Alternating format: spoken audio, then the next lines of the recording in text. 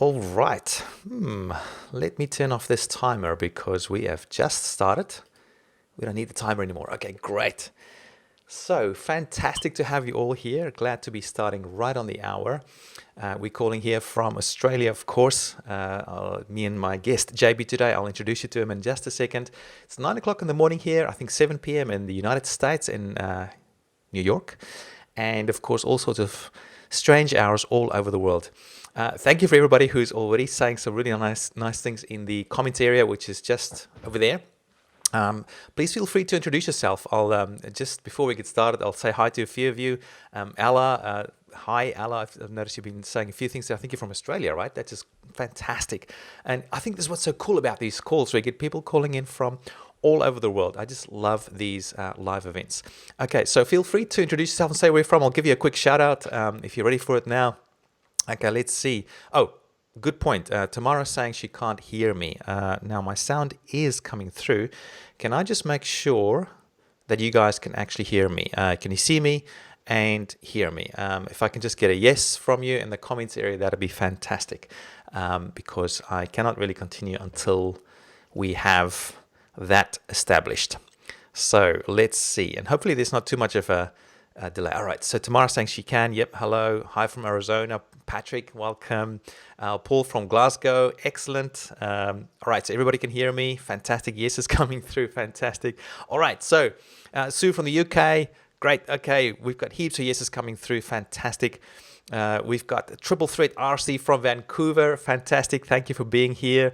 A lot of more yeses coming through. We've got San Diego Homes and Condos from San Diego. San Diego, of course. My favorite place after the Sunshine Coast to visit. I just love it there. Alan from Atlanta, GA. Great, Alan Breen. Feel free, of course, to check each other's channels out in the comments area as well. That's part of the great thing here on YouTube, doing this live. You can check each other out. Yuho from Helsinki. Hey, good to see you, Yuho. We've got Jesus Alvazori from Mexico. What else do we have here? We're coming through real fast. Dinos from Cyprus. Dinos Magic. Who else? Jacket. Jacketed Corn Plays MC from Mexico. Am I supposed to do some sort of a rap thing with that name? That's awesome. Shay Harms from Kansas. We've got Maxi Dev from the Netherlands. That's amazing. Oliver from Martinique. I'm not even sure exactly where that is, Oliver. Maybe you can describe where that is in the world. Howard Lee Harkness, all the way from Tulsa, Oklahoma, USA. Is that okay? Is that Oklahoma? I'm not sure. In the USA anyway. We've even have Florian from Paris. Florian Beaufreton, I think how to pronounce that. Paul from LA, Paul Horn. We've got Luke from Luke Brills from the Netherlands. Great. Lots of people from the Netherlands. Lots of people from Europe, which is strange for this hour. Who else do we have here? 360 in situ from Paris, France. Bonjour, Gideon. And we've got Matt. Hey, Matt, we've met before. Good to see you again. Asking if I'm going to social media marketing world. I'm not sure yet. It depends on a few things. So I will know a little bit later. But it'd be awesome to see you there again. Stephen Kuhn from Canada, Ottawa. Daryl Hampton from the North Coast. Which North Coast? Australian North Coast or American North Coast? Tamar from Sydney, and Henry from Orange County. Oh my goodness, we've got people all over the place here, from all over the place. Who did I miss here? Joshua Vandenbroek from Sydney. Hey Joshua, that's a familiar name. Have we met? I think I've seen your name around a few times. We've got Croydon Hall from Tasmania. Who else do we have here? I've missed a few people. They're just coming through so quick. Compulsive Creative from the Midwest. Jason, welcome. We've got Carlos from Bogota, Colombia. We've got Regal Designs from Australia. Great. Good to see some Australians here as well. My guest today, JB, that I'll introduce you to, Justin Brown. I call him JB. He is also from Australia. In fact, he's just in an office just one block away from where I live, which is really cool. We've got, who else here? Oliver from, Martinique, French island in the Caribbean. Okay. One of our developers for my V-Roll business is from, I think, that same area, which is great. Chris from Cambridge, UK. We've got Stuart Harris. I'm not sure where you're from. He said, hey, my pal in England, Sue Richardson, also on the call. Okay, well, I'm assuming you're from England, Stuart. Steve! Oh, Steve's in the house. Great. So Steve, or some people pronounce it as Stig. Now, Steve, check out his channel. He's got some amazing stuff on there. World record holder for holding his breath underwater. Bunch of other records as well. Oh my goodness. Steve was just visiting us for a while here in Australia. And guess what? Actually, have a guess how long I was able to hold my breath underwater after Steve taught me how to do it. Just have a guess. I'll read out a few more comments while you have a guess. It was just incredible. Who else do we have here? Graham Rogers from the UK. Who else do we have here? We've got Rio Fernandez from Portugal. Okay, Josh is saying not in person yet. I'm good mate with Chris Ducker. That's probably where. Okay, yes, that rings a bell. Ghoulish Cop. I'm near Bogota, New Jersey. Fantastic. Dominic Ganaventi. I see the number of attendees doubled in 10 minutes. Yes, a lot of people should be joining still as we warm up for the call. We'll get started very, very soon. We've got a very, very exciting call coming up with JB today. He's going to be sharing some amazing video production and video editing hacks to help you create really awesome videos much quicker than you've done before. I've learned a lot from JB, and I'll introduce JB properly in a second. Let me just see what else we got here. We've got Walt from California. We've got, oh my goodness, it just lost my track. Where were you? Okay, so a few guesses coming through. Let me just read out a few more people from. We've got Sue Richardson from Scotland. Sorry if I've missed people. It's just coming through real fast. Stuart Harris from England. Robin Chu from Malaysia. Excellent. We've got Stephen Kuhn from Canada. Ian Mayan saying 2 minutes. Okay, here are the guesses coming in for how long I was able to hold my breath. Okay, just quick one more. Sean Toomey from South Africa, Cape Town. Of course, I was born in Cape Town. How awesome. Welcome, Sean. All right, so here's some guesses. Halia saying 4 minutes. Maxie is saying 7 minutes. Luke saying 2 minutes. Shay 2 minutes. Kayla is saying 6. 360 in situ is saying 5 minutes. 3.5 from John Ed Larson. Ella saying she's from Chicago. Great. Chris Thomas saying 2 minutes and 10 seconds. Or 155 milliseconds. Okay, great. Well, Steve helped me with his training to keep my breath for 4 minutes and 23 seconds. Now, before I did that, I thought like if you hold your breath for more than 5 minutes, you're kind of brain dead. But Steve taught me how to go to 4 minutes 23, and he managed to hold his breath for over 22 minutes. The world record, over 22 minutes. Check out Steve's stuff. All right, it's just amazing. It's incredible. All right, so we're about a few minutes into it. Why don't we just get started with this? I am going to segue into the start of this call now, but welcome to everybody from all over the world. Sorry if I didn't give you a shout out, but perhaps on the next call, there's just too many coming through here in the comments for me to follow while I'm talking. What I'd like to do now is do a quick, what do we call it? I'll do a bit of a quick intro, and then we'll get started with the call. So here we go. Welcome to another live session with my channel here. Oh, actually, that's a really bad start. I'm going to try that again. All right. So I've been doing this for 9 years, and I still stuff it up. Okay, here we go. All right, welcome to another live call. Today we're talking about video editing hacks with my good friend, Justin Brown. And Justin is just sitting here waiting for me to introduce him. I just want to give this a quick introduction. Today's call is all about helping you create amazing looking videos with some very cool video editing and video production tips and hacks. And we're going to get JB to share that with you. So stay tuned. We're going to be covering some really amazing stuff inside this call.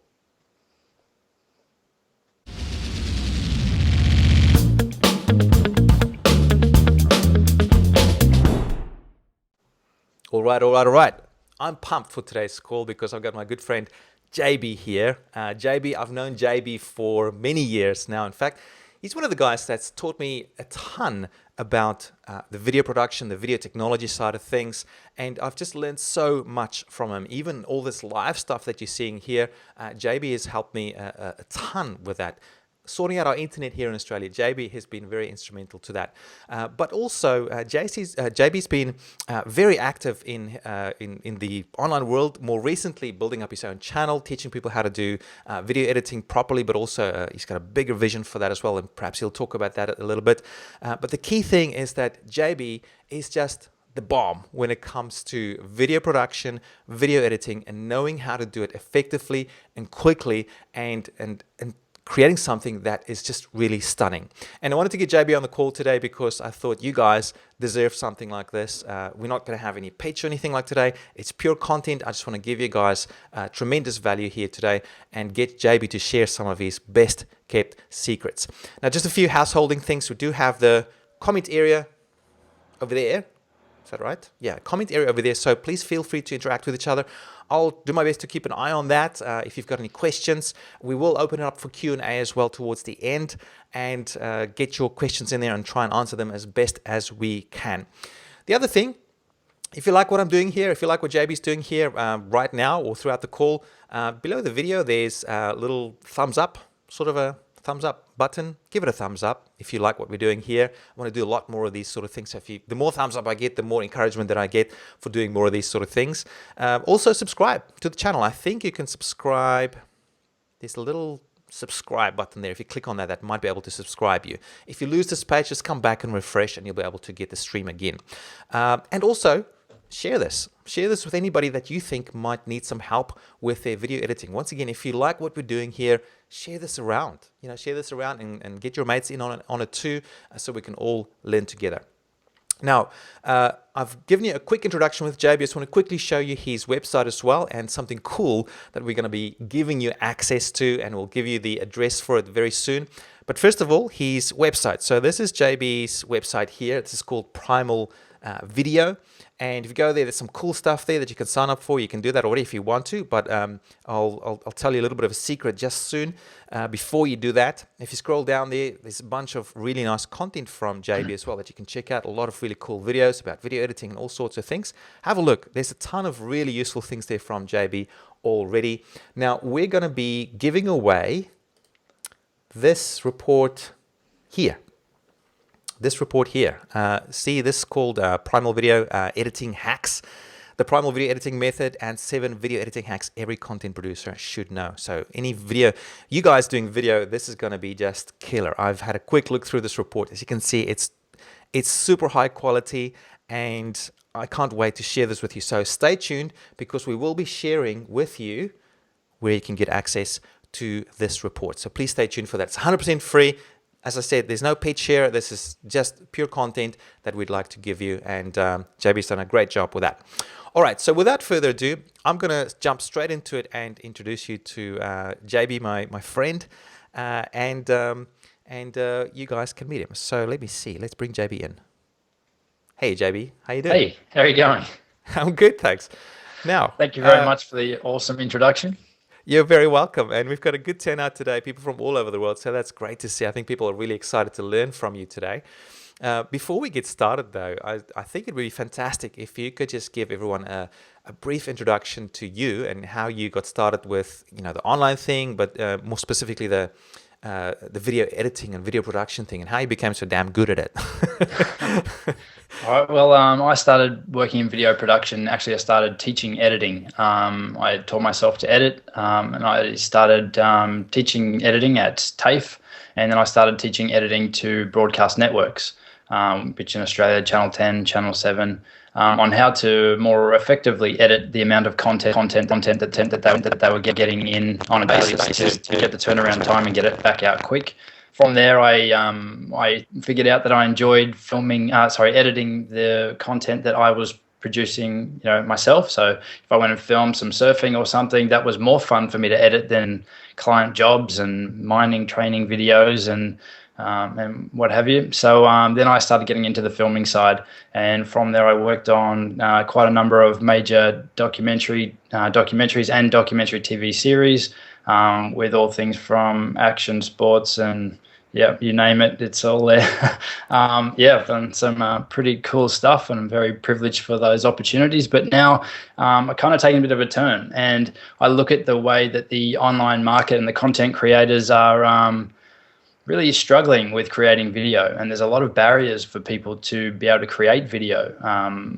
The obvious one is to have to go and create or hire a big production team to get a good video, which is a pretty big myth that I really like to squash. That's where Primal Video came about. It was previously Video Editing Coach, but it's more than just the video editing. It's about video production, and really sort of the 80-20 methodology is that, you don't need to go and have a big production team. You can use your iPhone, you can use whatever it is that you've got with some simple tips and some advice to help you maximize those tools.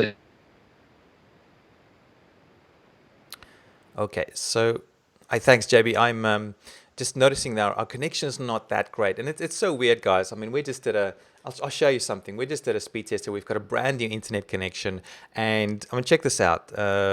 Check this out. Check the speed out. This is what I'm getting right now, like 53 megabits per second down, 42 up, and JB is on a similar connection. I have no idea why the connection is not as good as we would like, but hey, we just got to deal with technology, right? So, please just be a little bit patient with that. Looks like JB is back again. So, actually, JB, just on that. So I think what there's two things here that I've just picked up from what you said. First one is what was it now? I've forgotten the first thing, but the other thing, let me say the other thing then. One thing that I noticed about you is that, you've got this quite a big technical background as well, like you with computers and internet stuff, right? So you're sort of combining that knowledge now with the video production and video marketing side of things, right? And that's a pretty unique and awesome combination, right? So you've got that background as well. I mean, you told me you did some pretty amazing stuff in the past for that as well, right? So basically, I always knew I wanted to do something in IT growing up. I always had access to computers and then started programming. And then obviously when websites were sort of coming on board, I was doing a lot of web development. I still do a little bit of web development, helping clients out. So the IT side of it, I mean, I have an IT bachelor's degree as well. So the programming, and I sort of take that mentality into video and obviously the latest technology. I'm a tech geek. I've always got to have the latest phone, the latest everything, whatever it is to automate anything that I'm doing. So to bring all of that back into video, which is the fun stuff, the tech and the video, combining the two is really what I'm passionate about. Brilliant. And oh yeah, I remember the other thing that I wanted to say. You mentioned how in the whole video editing thing, and I'm so glad we've got you on the call, because throughout the years, and I've been doing this for 9 years, and I've run many surveys. I've talked to many people. I've got hundreds of thousands of people on my mailing lists. And the key thing that always comes to the forefront in terms of what people struggle with is the video editing. It takes too long. Yep. It's too difficult. It's too complicated. It's too expensive to outsource, etc. And that's so interesting. That always comes back as the number one issue. And so I think people are going to really love what you've got to share with us today. JB, I think people are hungry to learn more from you in terms of the process that you go through for editing videos, because JB has a really unique process that he goes through for setting things up and preparing and making sure that everything is just 100%. And then, so he'll talk about that a little bit, and we're going to go into the actual hacks. Some really cool video editing hacks that, when you see them, you just go, oh my goodness, why have I never done this before? And can save you a lot of time and can help you a lot more effective to create your videos and pump them out and get them out there as quick as possible. So JB, so that's one thing. The next thing I'd like to talk about is your process. I mean, you're quite a good process guy, right? You seem to just understand what to do first and what to do next. The step-by-step sort of a process. Would you like to take us through the process you go through whenever you think about a new video, and before you even look at, obviously, you're editing, you're actually editing while you're filming. So the more streamlined you can be in your filming, then the less the editing is going to, hurt you. So I guess, as you said, the pain point for a lot of people is the editing. The filming's the fun part. You can master the filming really easy. If you're not confident in front of the camera, they're all things that you can learn. But a lot of people will spend the time learning that, but not learning the editing. So my approach to it is to really streamline it so that you're not doing any double handling. So simple things like really planning out what you're going to talk about. If you've got a teleprompter and you can use it well, then that's obviously all well and good, but you don't need one. So some simple dot points, really with the key points that you want to cover in your video, so that you're not later trying to reshoot and then in your editing trying to match all that up, because it really doesn't work.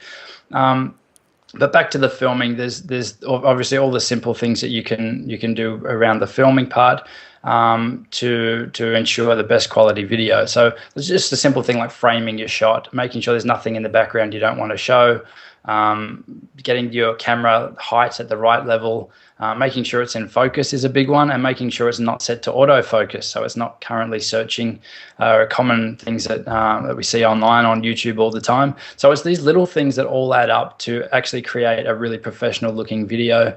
Having some lights, I mean, you don't have to go and buy a full lighting kit. If you've got some desk lights or whatever else you can put on in the room to light yourself or remove shadows, then things like that is sort of, again, my approach to it. Use what you have, because at the end of the day, all everyone's actually seeing is what you're allowing them to see. So there can be a lot of sort of smoke and mirrors going on behind the scenes, but no one needs to see any of that and doesn't see any of that. So if you're using a desk light instead of a $300 professional light, no one's going to know, and the result is going to be almost as good as the professional setup. So then in regards to the editing process, as I said, the biggest thing here is you don't want to sort of do rework. So once you've got your footage in, it's really important to organize your footage. So make a folder and put all your footage in there, so you're not having a scattered mess of a project. Someone else, a team member maybe, can then come in and find everything in a logical position. So creating that folder structure and editing in your editing project is really the key. From there, the quickest way is just to cut the crap, so to say. So go through, drop all your footage down into your timeline, and then progressively just remove the chunks that you're definitely not going to use. So and I've got some really cool tips on how you can do that really quickly.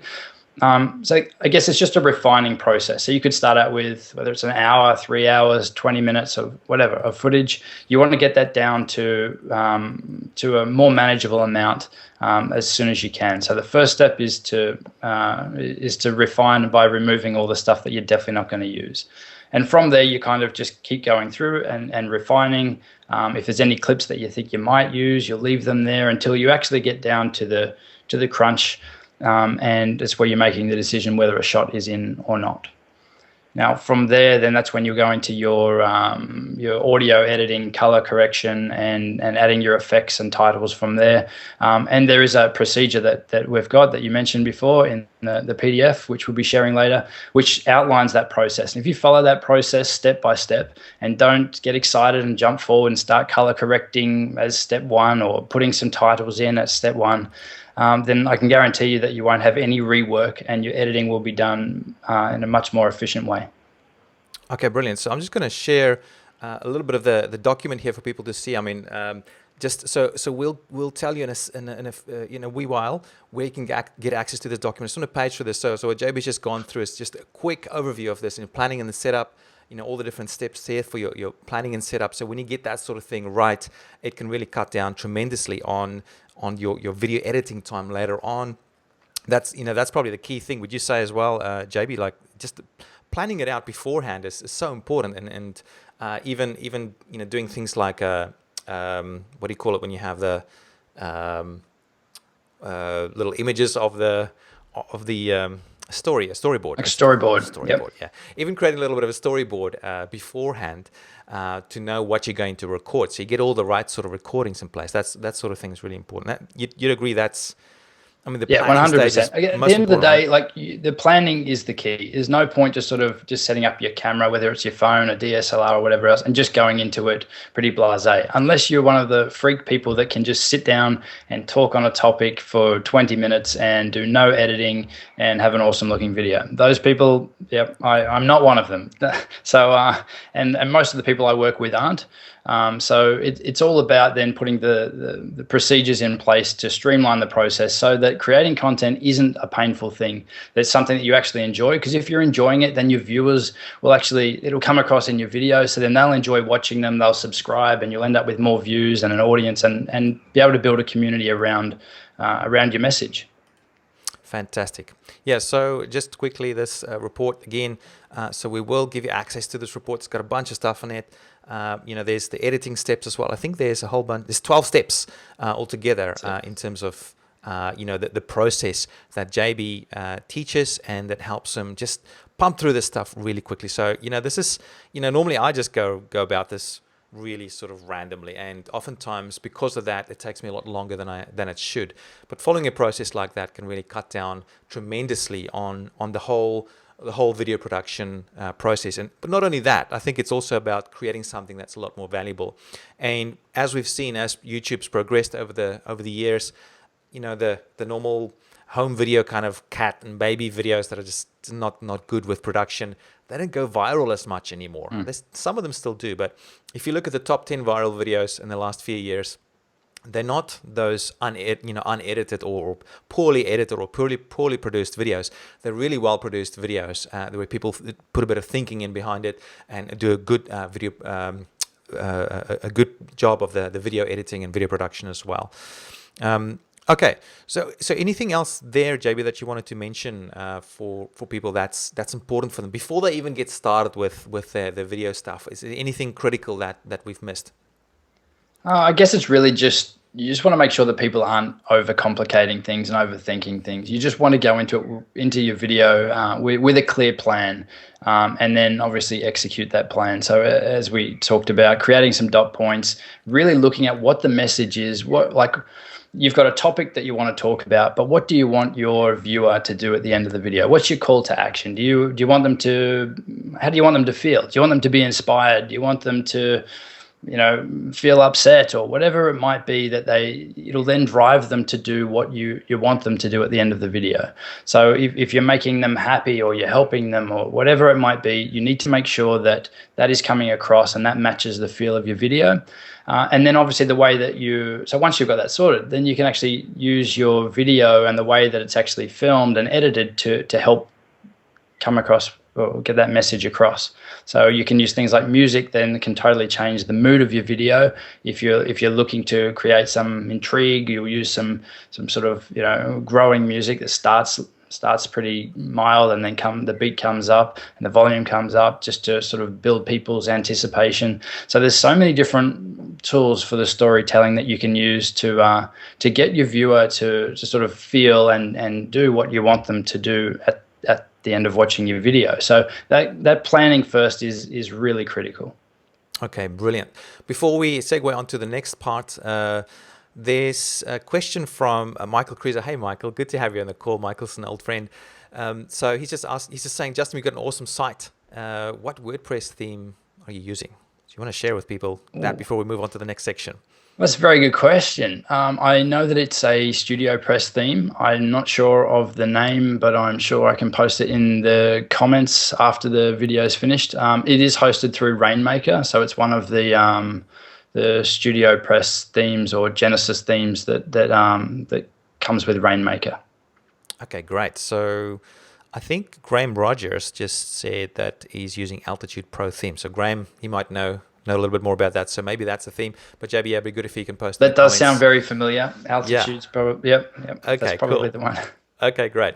All right, so let's move on to some of the hacks, and I think this is something that is going to be really useful for you. Pay attention.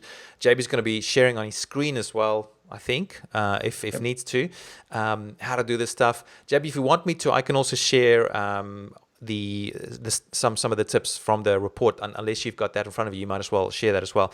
But I think if you can show some people some of the things, we'll go through some of the hacks and and talk about how this can help people just cut down on the editing time, because that's what we all want, right? We want to create these really nice looking videos quickly. We don't want to sit there all day long, just want to get it out real quick.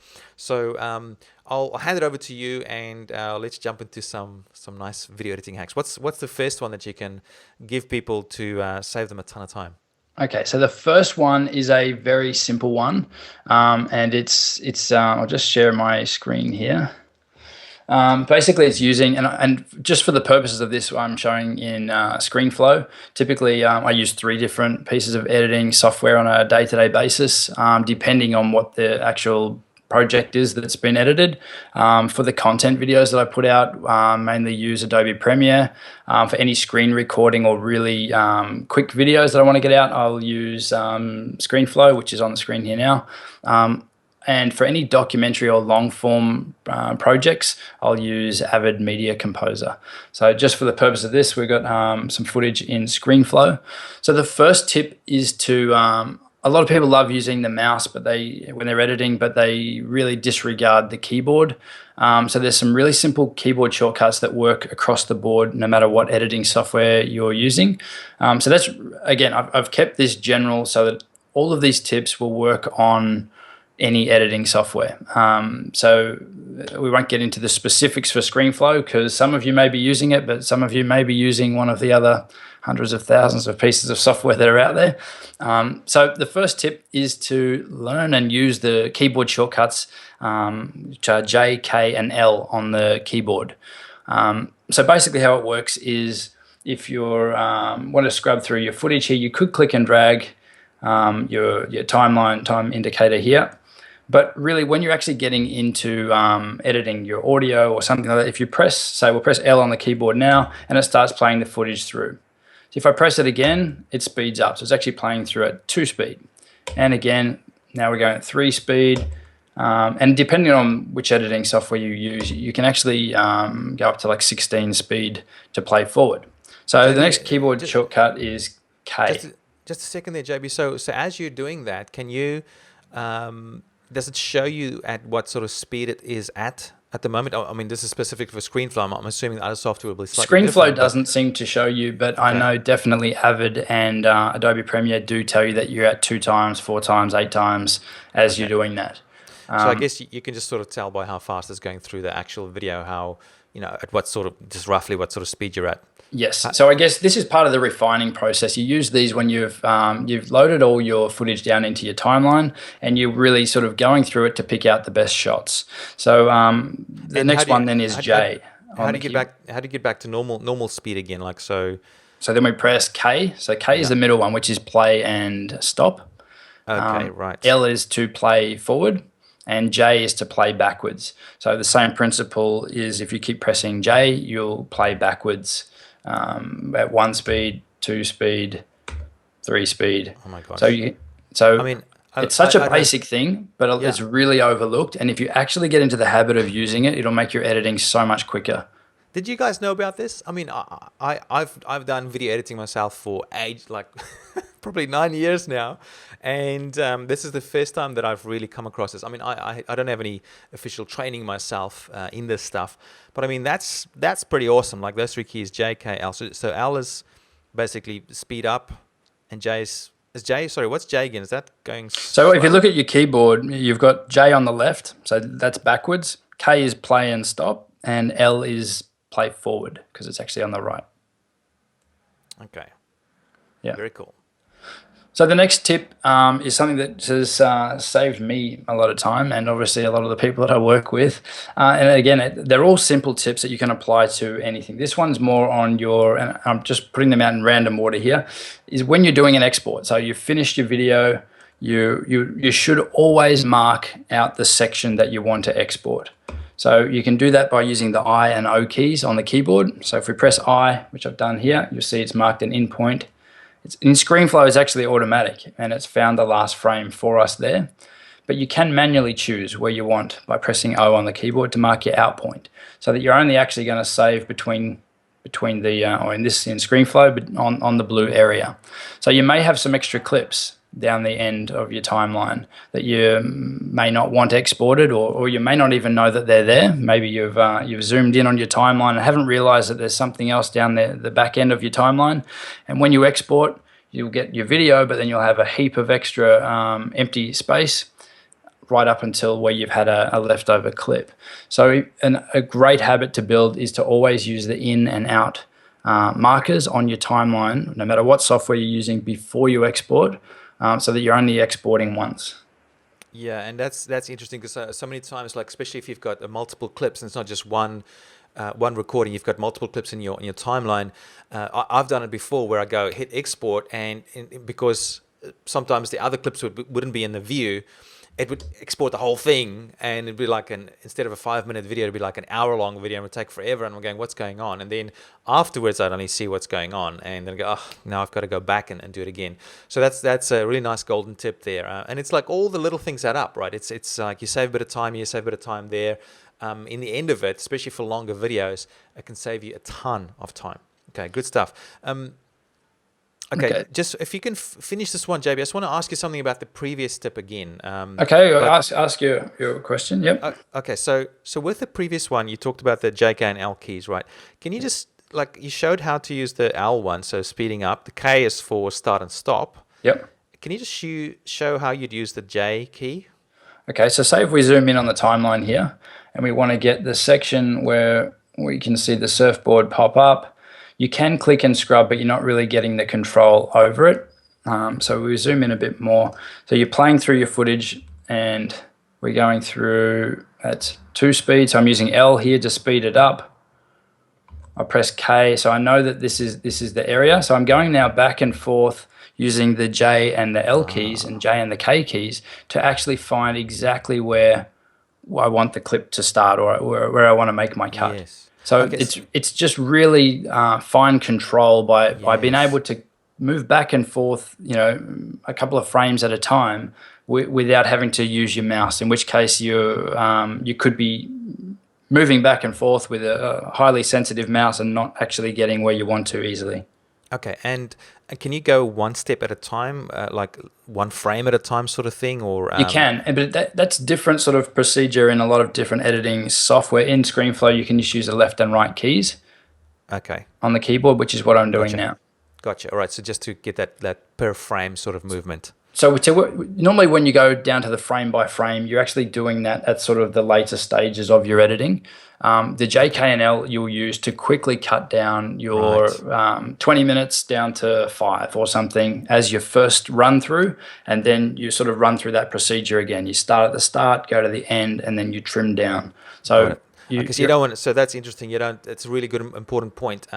You don't want to be doing the nitty gritty fine tuning at the beginning. You just want to cut out all the bigger chunks and get it down to your initial cut first before you start doing the nitty gritty stuff. The biggest reason you don't, like, as tempting as it is to cut and be really precise on your first or second run through, is that you don't then leave any freeboard in your editing to add things like effects or titles. So when you add an effect, it's obviously going to pull in some frames beforehand and after. If you're actually down to that frame accurate location of where you want your cut to be, then you'll have to readjust it the moment you add an effect on it. Brilliant. Now I'm getting some really nice comments here from people, JB, things like from Arlene saying, oh gosh, yeah, I and J keys will help me a ton. There was another one from another person earlier as well saying that's really good. If you, from Mike Brown saying it's going to help me a bunch. So if you like these tips, so if you just like that one tip, please give us a thumbs up for this video. I would really appreciate it. If you like what we're doing here, support us and spread it out to your friends as well. But JB, I'm going to let you continue because this is really golden stuff. Thank you so much. Okay, so those first 2 tips are helpful, but they're not probably awesome, really awesome editing hacks. This one here is probably one of my favorites. It works on both Mac and PC, and it's using QuickTime Player or QuickTime Pro. That's the only kicker, is if you're on Windows, you will need to buy I think it's $20 US QuickTime Pro plugin. So in QuickTime, let's start with the tip. If you've exported your videos and if you're on, or you filmed on GoPro, you've filmed 27 minutes we've got here of footage, and there's only a couple of sections that you actually want in here. Now, typically you'd have to load this clip into your video editing software. You'd have to use your in and out markers that I showed you before, or or edit down the clip to just the little bit that you want, and then export that back out. Now, the issue with that is, besides being time consuming, every time you actually re-edit or re-render or transcode your videos, you're actually losing some quality. So this is what I like to say called non-destructive editing. So all we're actually doing here in QuickTime is, if you come up to... Yes, I just want to point this out. So this is not actually in your editing program. No, this is sorry. just in QuickTime. I'm not in ScreenFlow. This is this window here. Yeah, sorry. Let me get. Yeah, so we're not on ScreenFlow any video editing. I'll We just minimize purely those we've opened out up of the the way file for in QuickTime. Right, it's just And, QuickTime. Yeah, just QuickTime, and like JB's saying, it's like this is for just trimming some stuff out. So instead of doing it in your editing program, we've got to re-render it, and you lose quality, and it takes time. Here you can just do it pretty much instantly, right, JB? Yes. And and without creating massive files and everything as well. So basically in QuickTime, you can come up to edit and you can choose trim. Now from here, it's very basic editing. It's almost what you'd see on your iPhone or iPad when you open your editing on there. And you can basically come through and say, set your start point, set your end point. So if you only want that first bit of footage, and then hit trim. Now the clip is only 28 seconds long instead of 28 minutes long. And if we hit save, then that file, obviously save it as its own file. Don't overwrite the one that you've just done, your original. But yeah, that's the quickest way. That's non-destructive. So you're not doing any re-rendering. Yeah, that's yeah, probably one of the coolest tips. JB, just one thing that you've mentioned there with the saving and saving as, like, because if you just save that one now, you're gonna basically save over the original file, right? And you'll lose all the other footage. It will prompt you to say if you do pick the same file, but you really don't want to overwrite your original file. So make sure that you because otherwise your original 28-minute file will now be 28 seconds. And would it make sense to create the duplicate already beforehand, before you even do the trimming? You definitely could, and that way you're totally eliminating the chance of that happening. Yeah. Okay, great. Fantastic. Yeah, so that's a huge tip. Like I've often just wanted to, sometimes even with some videos, you don't even need to edit them. You just want to cut out some of the front bit and some of the end bits, because it's just sort of one take. And you don't want to put it in an editing program and lose resolution and then spend like a ton of time rendering, blah, blah, blah. You just want to get the front out, the back out, maybe. I mean, you can trim bits out in the middle as well, right, JB? Yes, you can. Yeah. So the other thing that you can do in QuickTime is add a clip to the end of your video. So say if you've got a call to action video or something that you just want to add on the end of your video after you've trimmed it in QuickTime, you can do that in QuickTime as well without having to get into your actual video editing software. Okay, great. So this is beautiful. Yeah, huge time-saving tip there. So, I mean, yeah, you don't even have to use an editing program, for that. So if you're one of those people who just want to create something real quick, get it out there, you don't even want to do any editing, just use QuickTime to cut some of the bits out, and boom, save it as a new file, and you're ready to rock, ready to upload straight to YouTube. Great. You can also use it back where we were talking about the in and out and setting an in and out. If you actually don't set the in and out markers, or you forget and you are rendering out a heap of extra blank footage at the end of your video, then obviously you can put it straight into QuickTime then and trim the end off. So there's always ways to fix what you've done without having to go back in and spend however long it takes to re-render your videos. But it's all about streamlining everything. I mean, that's what I love, is automating things and doing things the easiest and best way, but doing them once. Great. Now, Michael's actually asking, he's got his credit card ready. Can you buy something from us today? So, I mean, just to be clear once again, we're not selling anything today. We just want to give you guys a ton of value. And of course, introduce you to JB and JB's brilliance, and, get him into his world. JB might have something later on that he might offer to you, but, certainly for today, that's not our intention. We just want to give you guys a ton of value. So nothing, you don't have to get your credit out today, Michael. we just want to give you guys some great value for today. All right, so So that's an awesome tip. So once again, if you love this so far, give us a thumbs up. Share it with someone else that you think might be interested in this, and share it around. We wanna get this out to as many people as possible because we want to make the world better. All right, JB, Okay, back I've onto got you. one more time saver, big time saver I'm going to share with you here, which is probably, I would imagine, most applicable to everyone watching, is if they're creating their content videos. Excuse the really good looking guy on the screen there. But basically, the tip here is you've recorded your content videos, and there's obviously mistakes and there's different takes that you've done of when you're filming.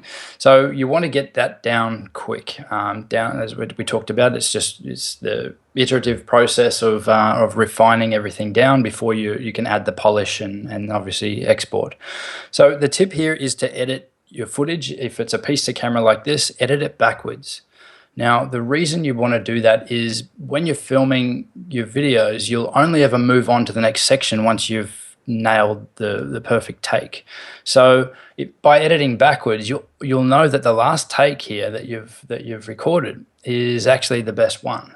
So that you're not sitting here playing forward through your clips and go, oh, yep, this is the one, and you'll mark and add a cut, and you'll edit through here, and then find, oh no, hang on, I did another take here. So then you're re-editing that part. By editing backwards, you'll always know that this here is the last, the best one, because that's where I finished. It's where I continued on to the next place. So you can add a cut in there.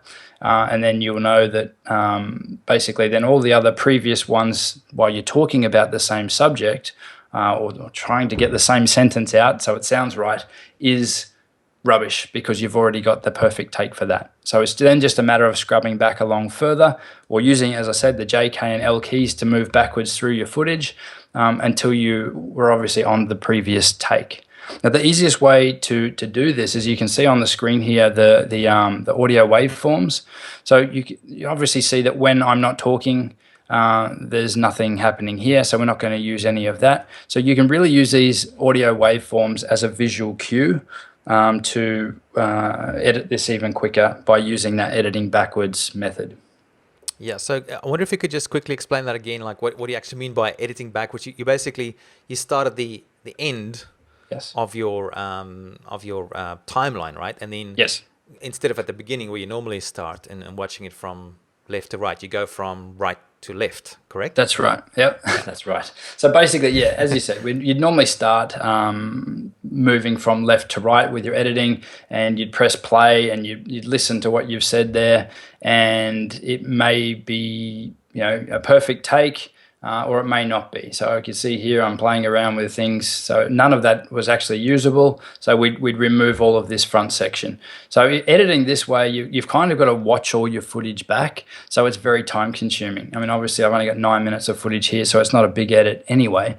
But you remove having to listen to every take that you did to work out if that was the perfect one by editing backwards. Because the last one is the one where you've moved on, the one that you were happy with. So it would be a process of, this is my ending for the video. I was happy with that. Then I probably did 3 other endings that I wasn't happy with.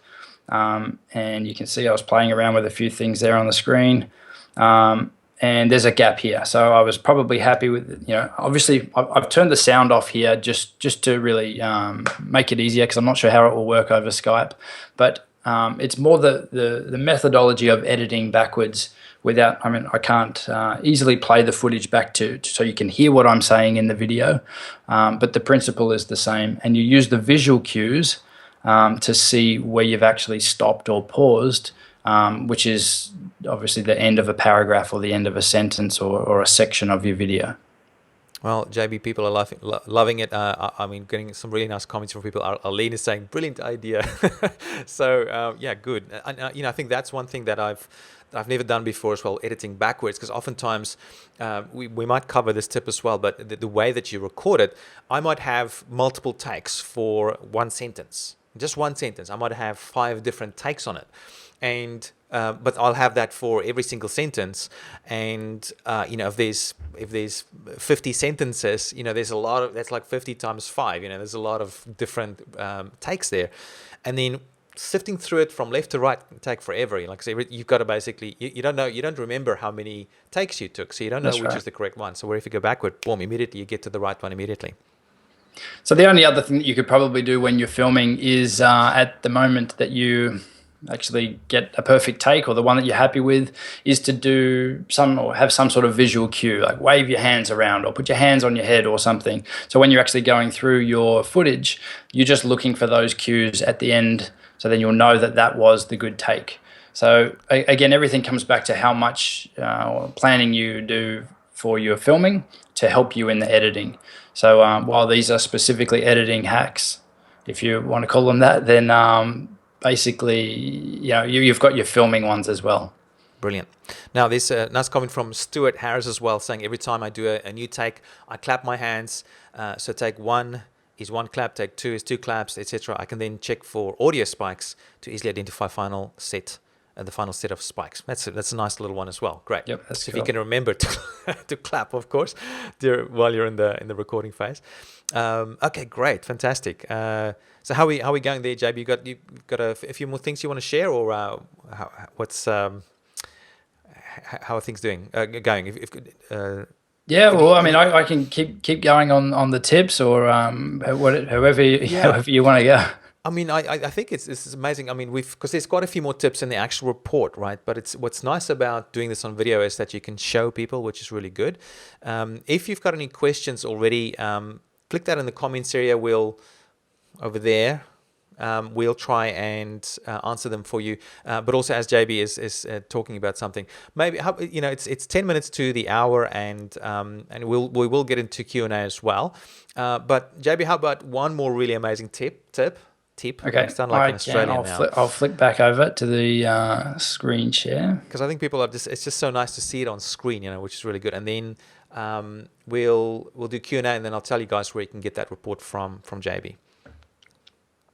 Okay, so Stuart's saying keep going. It's only midnight here in Scotland. Keep going till it's morning if you want. Okay, so all right, let me just share your screen again. All right, there you go. All right, I'll just switch over to another project we got here. And Gideon, you actually feature in this video clip. Oh, okay, so that part. Yeah. So basically, give them the story for this, JB. What we did here.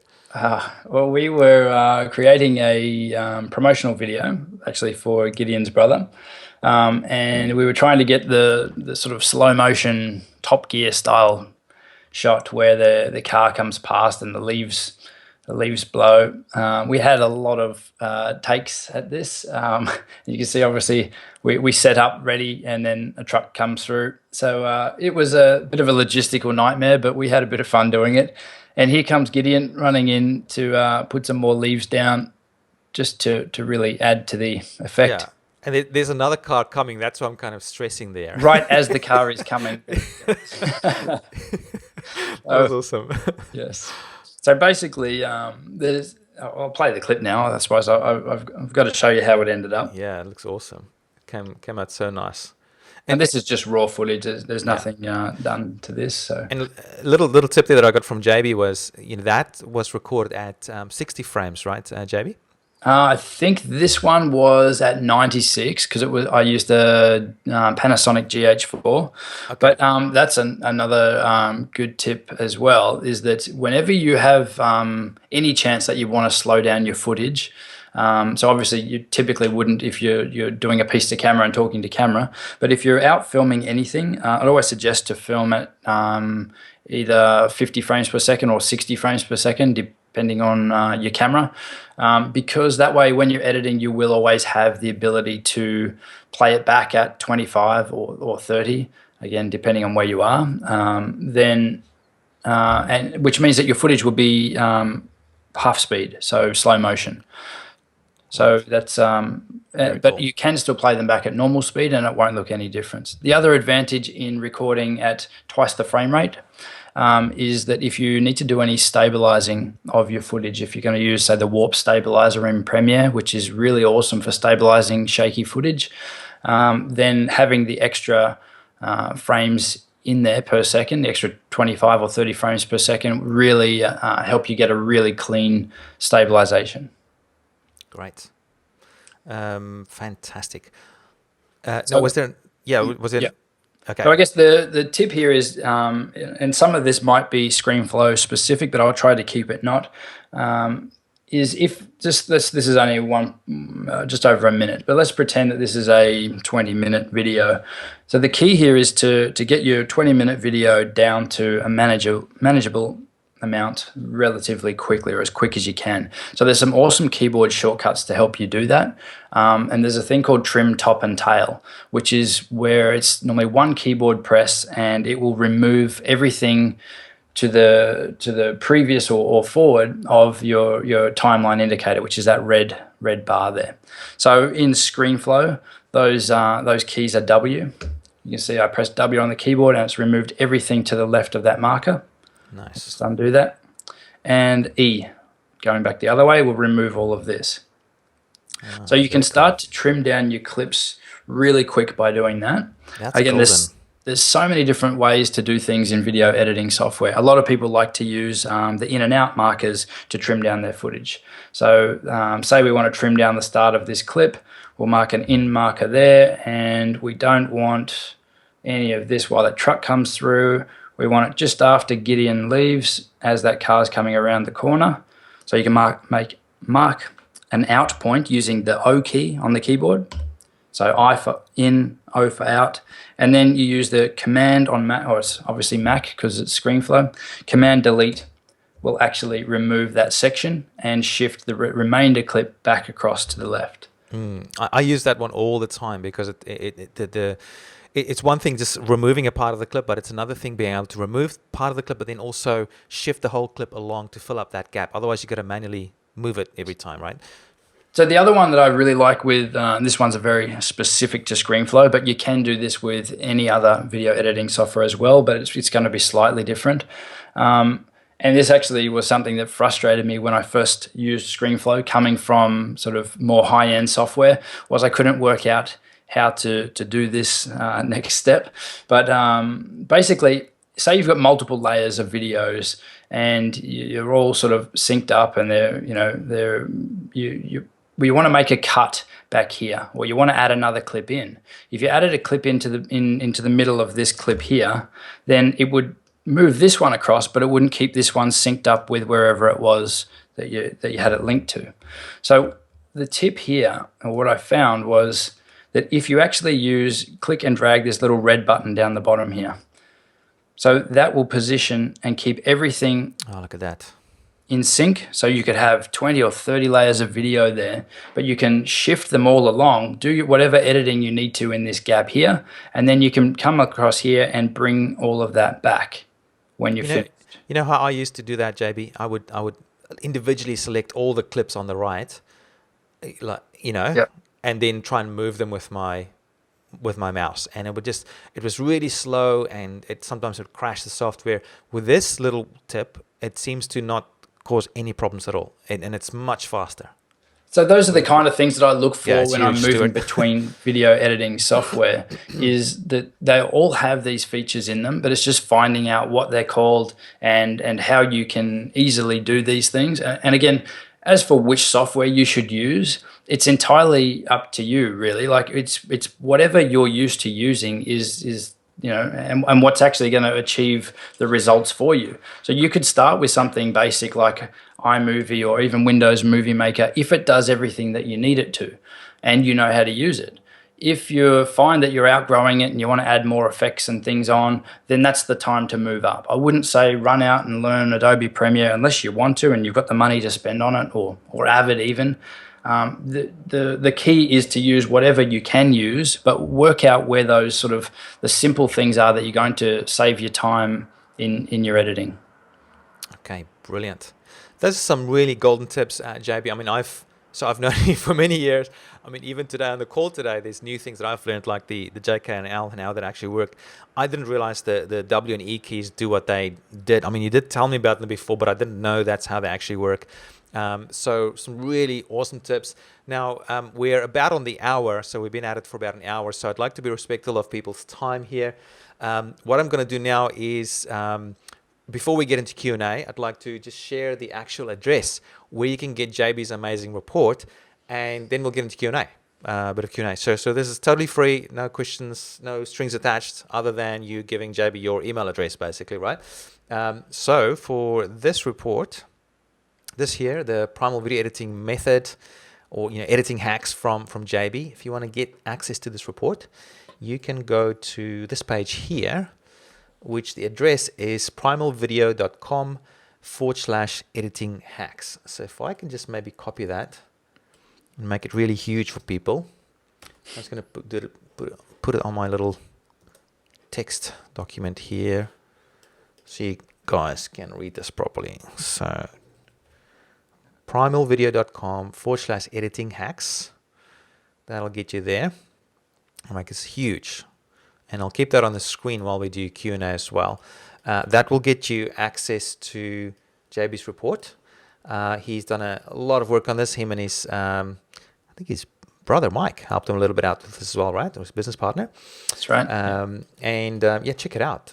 It is really worth your read. It'll cover, like I said, oops, not that big.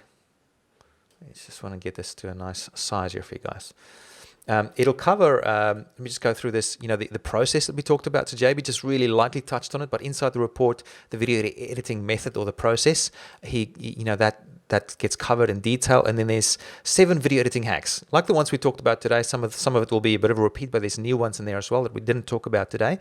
And if you go to this address, which is primalvideo.com/editing hacks, you can go and grab that right away, and anytime you can grab it there.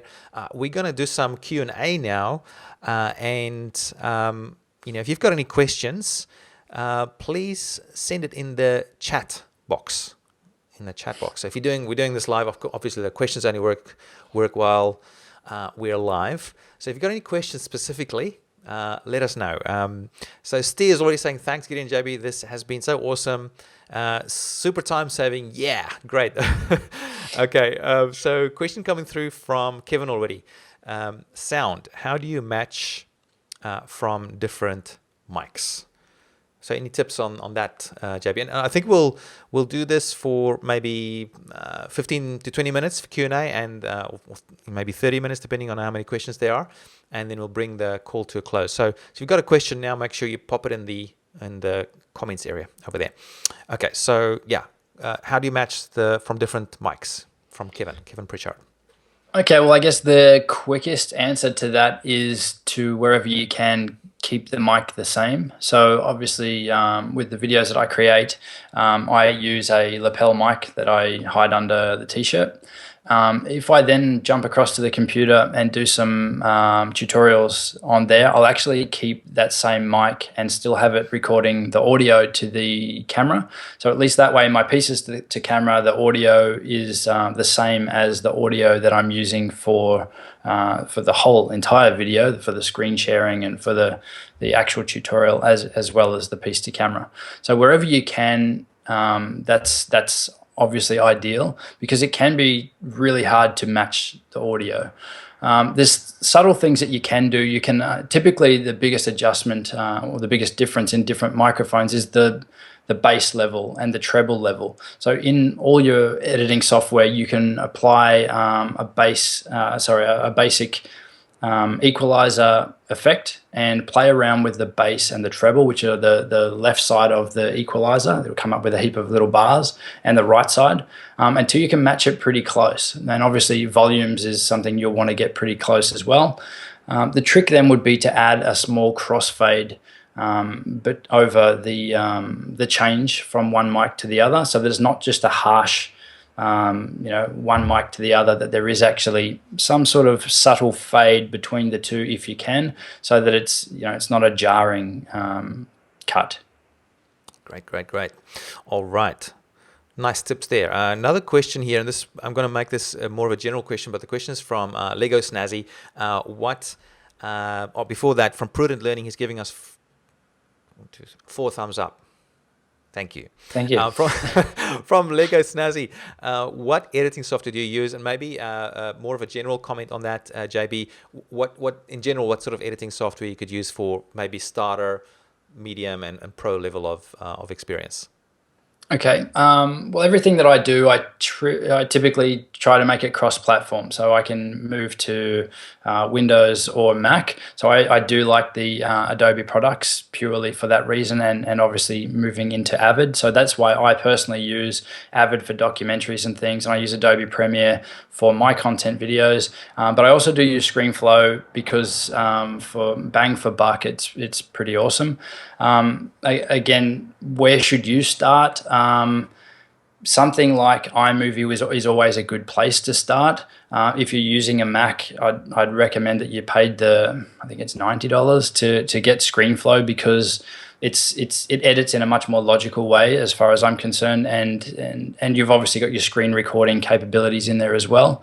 But if you've got the time and money and whatever to put into learning Adobe Premiere, then that would and it's something that you're going to do a lot with, you're going to produce a lot of content videos, then that would be something that I'd recommend to take a look at. Even if you've got the 30-day trial, you'll find out pretty quick if it's for you or not.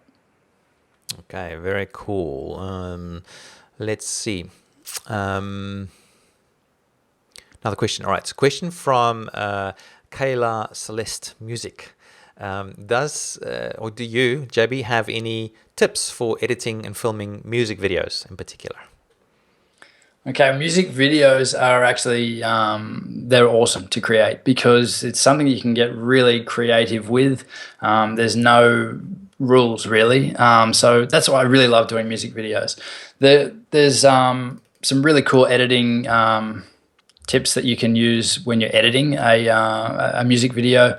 Is once you've laid out your music track, you can actually tap out the beat using the cut button. So for ScreenFlow, it's T on an empty track, so that you've actually got the beats marked out in your editing. And from there, you can start to have some of your cuts on the beats and some off beats. Is like sort of a really general sort of approach to it. You don't want every cut to be on a beat of a music video, but definitely some impact moments in the song, like just before you hit the chorus or something. There could be a few cuts on beats, or multiple cuts on a heap of beats really quick together, depending on the song, to really create some impact and flash up a heap of different clips at the same time. So it's a pretty big question, but that's probably a starting place. Again, so you'd be looking at probably something more advanced editing software, I would imagine, to do or really have a lot of creativity in your editing for a music video. Good. Now, there's a question from Republic of Random. I'm not sure if we can do this, JB. Maybe you're keen for it. I don't know if this will work online, especially doing it live. But he's asking, can you review a small montage I'm working on? Republic of Random. I'm not sure how we do that live, but maybe there's something JB can help you out with. I'm happy to have a look. I'm not sure, because I'm connected to you through Skype, so I'm not sure how that will actually work. If we have, maybe if it's the video already on YouTube, Republic of Random, you can share it. I think you can share a YouTube video in these comments. Otherwise, we won't be able to do it, I think. I'm not sure how we'd be able to do it. You'll just have to send me the link, Gideon. Yeah, right. Okay. So, anyway, I'm happy to have a look afterwards. Okay, cool. From Extend Australia, how do you sync video clips from different cameras so that you don't have to match it? Cool. Actually, this is a good one. I've got a video coming out on this one within the next couple of weeks. There's so many different ways that you can do this. Again, the planning comes back to your filming and what it is that the multi-camera shoot is. If it's an event, you can match something up. Let's start back. If it's a talking head, like a documentary interview or someone talking, you can get the person to clap. And that way you can then manually line up the clips in your editing at that point where the hands meet, or you look at the audio and there'll be a peak on the audio and you can line up the audio tracks. So that's probably the easiest way. There is now software, it's called Pluralize, which will automatically do it for you. It'll analyze all your video clips and it will line them all up for you. And I know that works with Adobe Premiere. I think you can export from Pluralize to use it with other video editing software as well. But definitely worth checking that out. But really, it's typically a manual process to do it well. And obviously visual cues like having someone clap, or if it's an event, when something happens, like someone walks up to a podium or something, at that point you want to match that same frame with across all your cameras and line them up to the same point. Okay. Now I'm just having a quick look. I've got the video there from our friend. Just make sure that it's appropriate to show live. Okay, it's looking cool. All right, so this is an interesting one, JB. Let me share the link with you. Let me share the link with you. It's gonna stuff things up a little. So let's go over to my face. Let me paste it for you in Skype. And maybe just doesn't matter if you've got sound happening. It should be all right. Would you like me to screen share and play it back on my screen, or do you want to play it there? Actually, let me play it back. I'll play it back for people. Okay, and I'll watch it here too. Yeah, right. So I haven't listened to the sound yet, but let me turn the sound back on. And where do I put this? Over here. So I'll go full screen with this. All right, so have a look. Here it is. I might go full screen with this. See if that works. Yes, it works. All right, here we go. Da da da da da da da da da da da da da. Da dinna da dinna da da dinna da. Okay, so that's quite an interesting one. That's a very unique kind of video. I'm not sure if you were able to watch it yet, JB. Yes, I have it here. Do you have any comments on that? I think that would have taken a lot of time to get those frames out of the video. I think you've done a good job there, and obviously you've used a lot of color effects in there, which look pretty cool. That's good job. Okay, very cool. So what you could look at then is when you're exporting your video as well, then to make sure that your video is at, so you've got the black bars on either side. So you've exported a square or a 4:3 video inside of a widescreen or 16:9 frame. So you could either stretch your images up so that they fill the frame, or you can still export to YouTube. I think they still support 4:3 videos, but wherever you can, you should try to export a widescreen video. Good. Just noticing a few people having some trouble getting the report, JB. And Steve also just made the comment, hey, Gideon, please tell people that the PDF will arrive in your inbox, even if JB's thank you page is not quite right, and just reloads the original page, where you enter your email. So yeah, just go through the process. You've got to confirm your email address. Once you confirm it, you'll get another email with a link to the download. So you will get it. So I think there was another. Let me just see if there's other questions like that. There was technology issues. I've got a thank you page down, do I? Well, I could say thank you. Yeah, I think the thank you page just goes straight to back to the original opt-in page. So when I did that earlier today, I mean, that's fine, right? But just check your email inbox, confirm your email. Once you confirm, you get the report. Now there was another question from someone. A few questions to come through. Where was it now? Okay, so from Ayauk Art, I'm not sure how to pronounce that. Entered email would not let me download, said I was already subscribed. So it might be if you've already subscribed on the homepage, Mr. Art, I think, that you might already be on the list and maybe you already received the email. So just check that. JB, do you have a support email that people could mail if they're having trouble at all? If you just send an email to info@primalvideo.com, and I apologize for for any issues that we're having with that. Obviously, I can't jump on to have a look now, but there is some people there that can take a look at that for you. Yeah. Okay. So there's a couple of people getting it, but some people are getting it. So so it's in the email inbox. That's where you get it once you've subscribed. All right. So let's move on to the next question. Great. Okay. This is a question from Stuart Harris. Tips on exporting sizes, percentages, etc. Okay, I'm assuming this is specifically for YouTube, right, Stuart? Maybe you can just clarify, but maybe just cover that for YouTube, JB, and then if there's anything else, you can talk about that as well. Okay, so with YouTube, the way it works is it will process the best video you can get to YouTube, the better. If it means that you're uploading a 20 gig video and your internet is good enough that you can do that, then I would recommend you do that. In most cases, that's not practical. You would use YouTube's recommended settings, which I'm pretty sure you can find in Google. If you just go YouTube recommended settings, there's a PDF that they have there. If you use those settings or something similar, or the presets that are inside of your editing software, a lot of software will have a YouTube preset. Use those first before you actually start to get into the custom nitty gritty and changing bit rates and everything. But the key really is to upload the best footage that you can to YouTube, and let YouTube then process and create lower resolution versions for mobile or for different people's internet connection speeds. So the other thing then is what size. You should upload the size that your camera recorded at. So if you're recording at 1080, then export at 1080. If you're only filming at 720, then export at 720. There's no point scaling it up. You'll just lose quality. So always upload the best you can, given your time available and internet connection, and try to keep your settings and everything exactly the same as you actually recorded them at from your camera. Brilliant. Now, I just want to make sure that if you haven't already, that you do get this. I hope I still have it. Yeah, here it is. If you haven't got it yet, go on over to primalvideo.com/editing hacks, and there's the address there.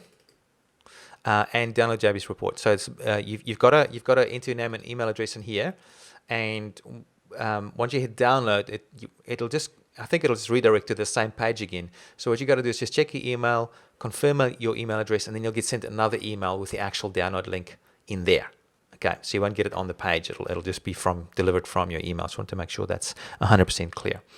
Okay, so some comments here from people from Republic of Random saying 10 out of 10 would watch again. Thank you so much for your support. Once again, if you're liking this video, haven't yet, give us a thumbs up.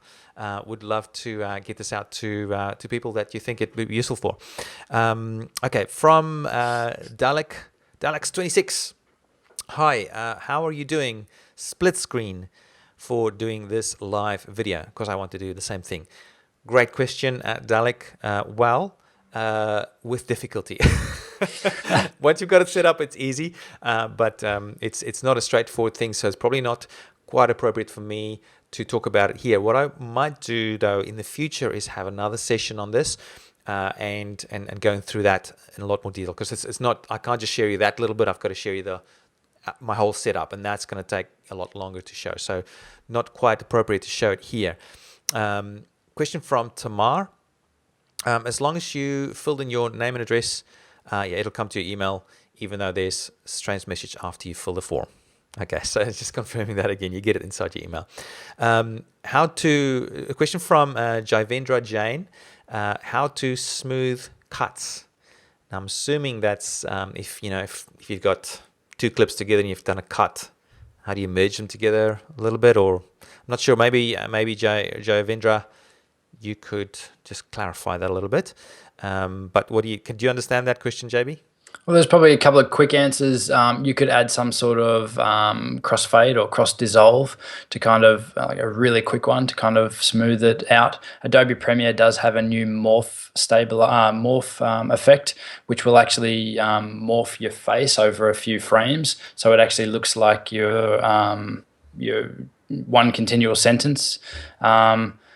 I guess with anything, and if you look at some of the videos that I've got, I don't bother with that. I know that technically in editing, you should have everything looking really professional, but at the end of the day, your content is the key. So if it means that you're going to have a few jump cuts, and that's how you do it, then that's fine. There's obviously you can zoom in on your footage too a little bit to make it look a bit different, to separate a cut in your editing.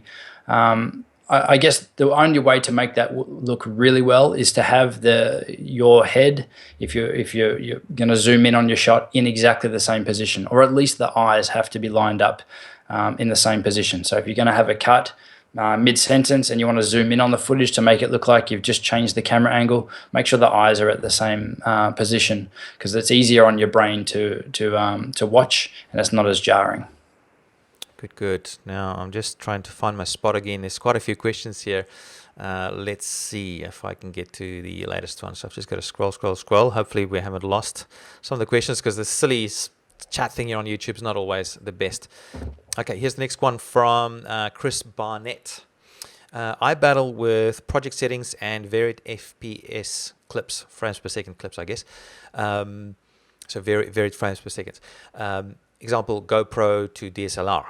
They'll have different frames per second, I guess, and different sizes and all this sort of stuff, right? It's frustrating when project doesn't allow. How do I get around this? Any tips there, JB? Well, I guess that's one of the biggest differences between sort of basic level and free editing software versus your more professional softwares.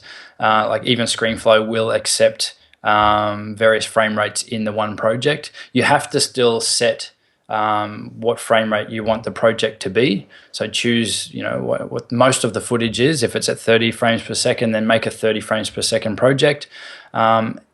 If your footage or if whatever software you're using doesn't support multiple frame rates inside, then obviously you're going to have to convert one of your DSLR or GoPros to be the matching frame rate, which is a pretty tedious task, but there's free software around that can do that for you. Or you can still use your editing software, open a new project with whichever one that you want to convert, and when you export it, then make sure that you're changing it back to your goal frame rate. But most editing software these days will let you use a combination of frame rates on the one timeline. Okay, very cool. Another question from Stuart Harris. Any exporting tips on ScreenFlow in particular? With ScreenFlow, the thing that you just got to watch is the percentage. Obviously, if you're using ScreenFlow for screen recording and you're using a high resolution screen, then your video is going to be huge. It could be Retina or 4K or 5K screen, so very high detailed. You can use the scaling to set your video to the right size, but at the end of the day, you just want to make sure that your video is scaled correctly for YouTube, Vimeo, or wherever it's going to be. So it should be 1080 or 720, so 1920 by 1080 as the resolution. So if you're keeping to those standard formats when you export, then you shouldn't have any dramas. Too easy. All right, just a comment from Gideon MacLeod. Hey, good day, sir. I'm Gideon MacLeod from Philippines. I already read your rapid video blogging and I love it so much. How can I join your course? Thank you. Currently, Gideon, I don't have a course for that at the moment. I've taken that off a few years ago, but yeah, you can still have the report. That report is actually a bit outdated now, so I might create something new in the coming months. Not sure when exactly, but for now, just stay put. I might have something coming up in the future. In the meantime, check out what JB's doing. So he's probably he can help you a lot more at this stage for that sort of stuff. Ghostfire is asking, can you make YouTube intros? Not sure, JB, if that's something that you do as well. That's not, but I guess you're probably in a good position to answer that one. Gideon actually has an awesome company or product called Splashio, which makes introductions and your lower third supers or your titles and your ending screens for content creators for videos. So if you check out Splashio, I mean, Gideon, you can probably go into it in more detail than that, but it's awesome. Quickly show if you are interested in getting video intros done for you. And this is a bit of a video editing hack as well. You can use little video intros or little video clips to spice up your video, like intros, lower thirds. We use segues and outros and this sort of thing. If you are interested in that sort of thing, you can go to my other website, which is just splashio.com. So splash and then EO at the end.com. And it's actually another free report there. But if you go to products, you can see there the different products we have: intros, segues, outros, and lower thirds. So check that out if that's of interest. Okay. Now, once again, it's not meant to be a pitch sort of video, but he did ask Ghostfire, so there you go. Now, split screen. All right, let's see what are the next questions here. Question from Republic of Random. Can't use link, but if you go to my channel, it's the newest video. Okay, so you talked about that already. Okay, so we had a quick look there. Great. So another comment from Steve, just saying that the PDF will arrive in your inbox if it has, if you've gone through the process and didn't think you got it, just check your inbox, your email inbox. So make sure that you actually enter in an actual email address. No, you can't. It has to be a real email address for that to work, obviously. Okay. Great. Republic of Random is saying thank you for taking the time. So no worries. Angry Beaver Radio. Some great names here. VideoPad editor can edit long videos and old computers like P3 and P4s that would crash using other editing programs. Great. Thank you for the advice. Let's see. Yeah, so he's also saying from what I found, it uses less CPU. Interesting. I didn't know that. If you know that, JB? No, that sounds good. That's what you want to do. You want to reduce the load on your computer wherever you can. Okay, great. So just scrolling through the questions here. Michael Crusoe is saying, and Michael's a very seasoned marketer, so I can see why he's making this comment. All of Justin's videos are on his YouTube channel and repeated on his blog. What's the call to action to make people go from the channel to the blog? So it's a bit of more a marketing question there, but do you have any tips that you've learned over the years, JB, for getting people from your YouTube channel onto your blog and building your subscriber base that way as well? So I guess I kind of went about it a bit backwards, and I'm now sort of working with people like you, Gideon, to help maximize the content and the capturing email addresses. I guess primarily the goal for me was to build an audience, and then when I had something of value for them, like a course and products, then drive them back. But totally understand now that you probably can grow both at the same time and always drive people back to your blog.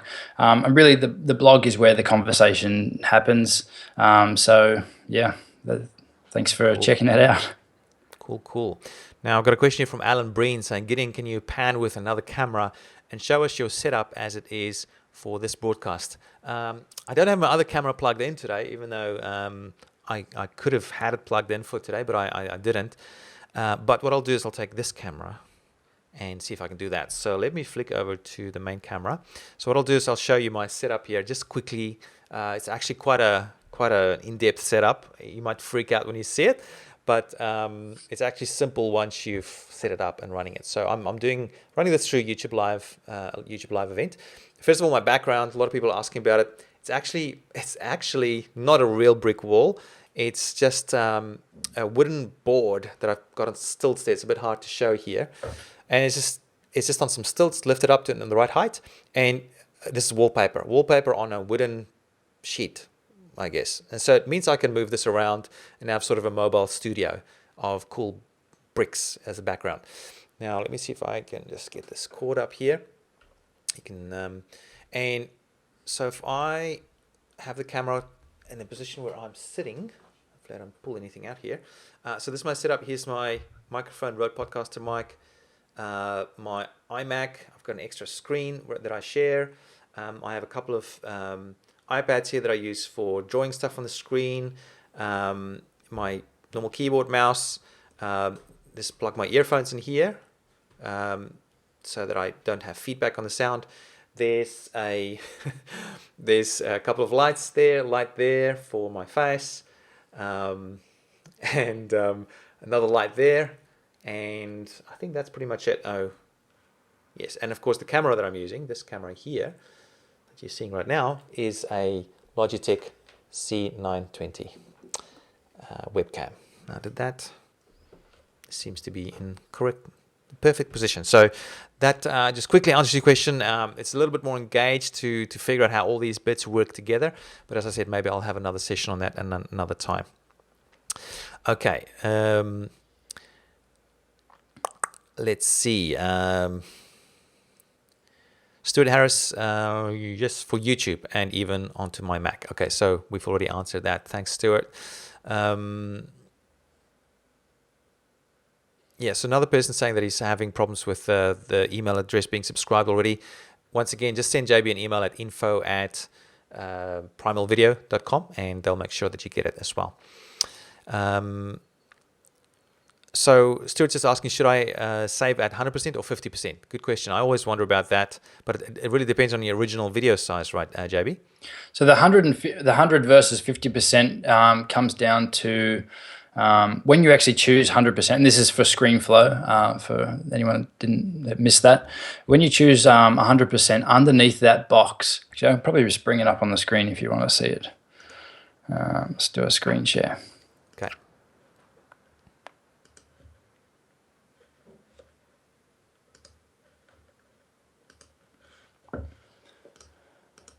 Okay, so if we go in ScreenFlow and we choose, choose export.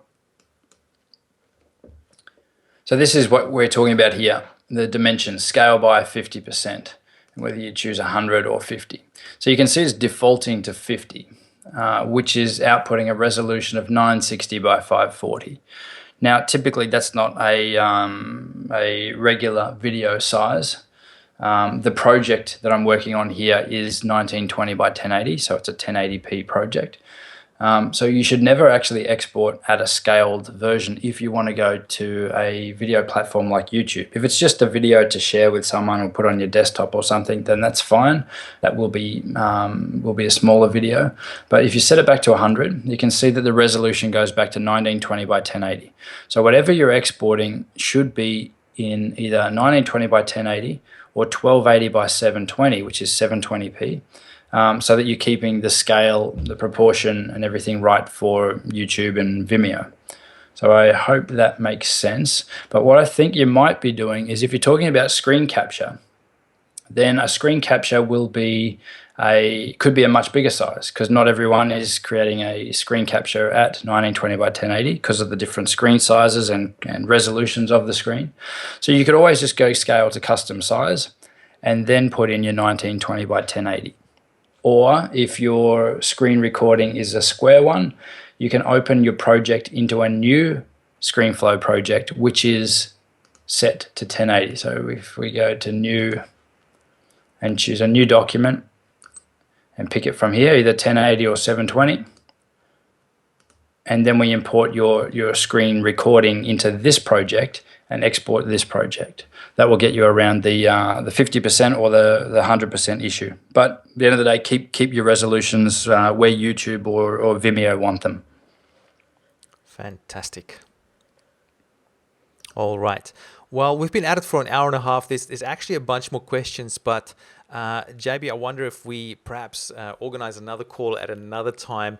It looks like it's a pretty hot topic. People have a lot of questions about this, but I'd encourage you to check out JB's report there. Let me just go to that page again. At primalvideo.com/editing hacks.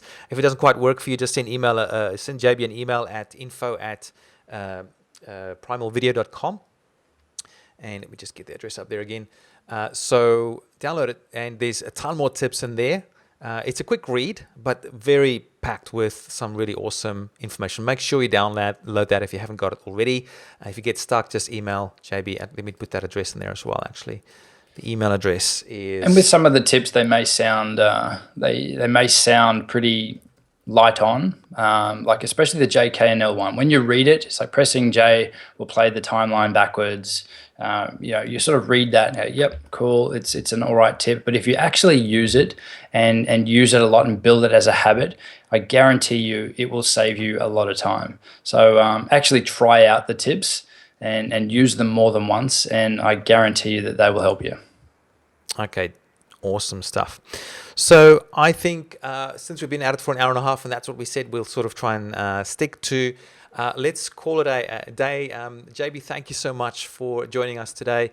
It was just fantastic hearing those awesome tips from you. I hope you've enjoyed it. Once again, if you haven't yet, make sure you like the video in the little, the thumbs up sort of button there. Share it with your friends. You can use the social sharing on YouTube. Share it through Skype, share it through email, whoever you think will find this useful, get it out there, and we'd love for more people to get access to this information.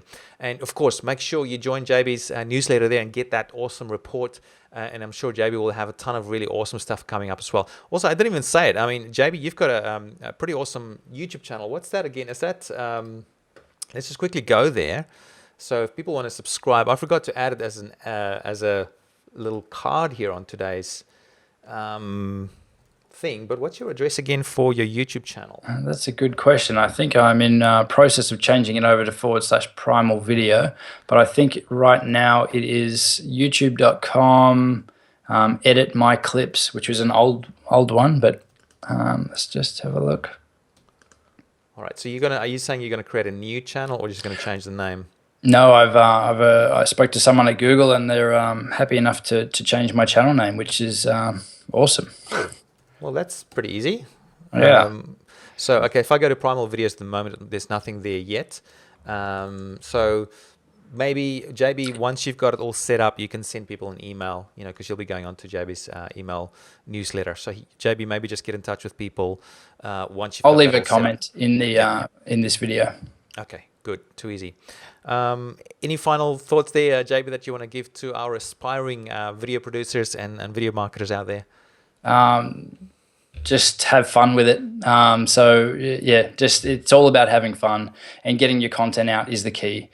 Sharing your message, sharing your story. Don't get too bogged down with having the correct lighting and spending hundreds of thousands of dollars on good gear. Use what you have. Look for little hacks. Look for tips. Get microphones. Get what you need to do to get by.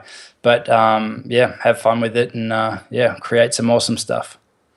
Brilliant. Thanks so much, JB. And thanks, everybody. If you've enjoyed today, make sure you subscribe to my channel. We'll have more of these coming up in the next few weeks and months. And love sharing this stuff. Also, let us know in the comments area if you want what sort of other information you'd like to learn about. Remember to like this, share this, and subscribe.